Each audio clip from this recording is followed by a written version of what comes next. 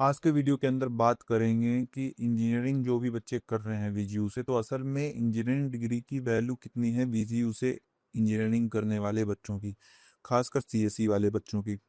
तो सबसे पहली बात कि वीजीयू एक स्टेट यूनिवर्सिटी है जिसके पास एआईसीटीई का रजिस्ट्रेशन नहीं है। अब एआईसीटीई रजिस्ट्रेशन होता क्या है? All India council of technical education, all India council of technical education का रजिस्ट्रेशन होता है। इससे होता यह है कि जो पब्लिक सेक्टर कंपनीज हैं वो इजीली बच्चों को सेलेक्ट कर लेती हैं।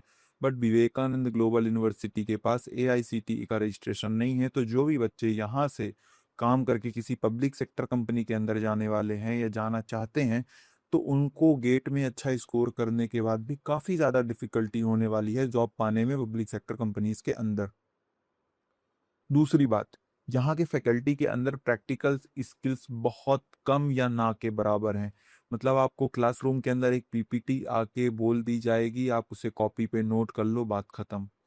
इसके अलावा कोई भी पढ़ाई या प्रैक्टिकल स्किल वीजीयू की फैकल्टी के पास नहीं है। और मैं ये यहाँ 3 साल 4 साल पढ़ने के एक्सपीरियंस से बता रहा हूँ। हमने 3 4 साल में केवल पीपीटी देखी है और पीपीटी पढ़ी है। और जो क्वेश्चन पेपर है वो जानबूझकर आसान सेट किया जाता है ताकि इतने ज़्यादा बच्चों के ज़्यादा मार्क्स आए और अच्छे सीजीपीए बने।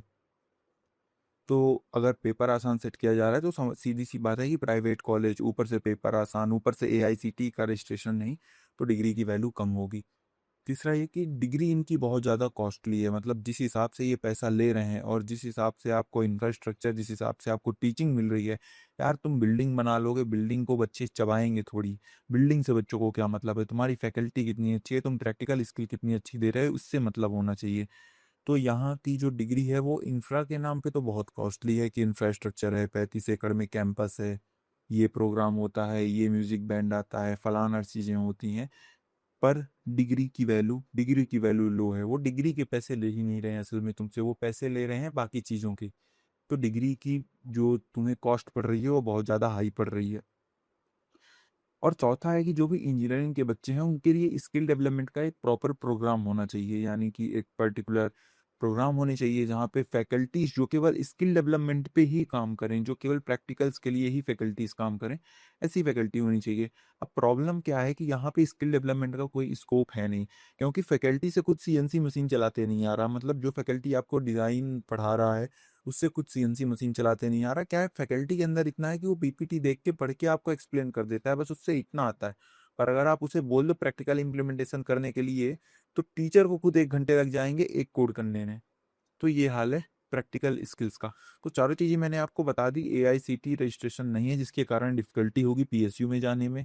प्रैक्टिकल स्किल का फैकल्टी के अंदर बहुत ज़्यादा लैग है। डिग्री बहुत ज़्यादा कॉस्टली पड़ रही है आपको, जिस हिसाब से पढ़ाया जा रहा है उस हिसाब से डिग्री बहुत ज़्यादा कॉस्टली पड़ रही है।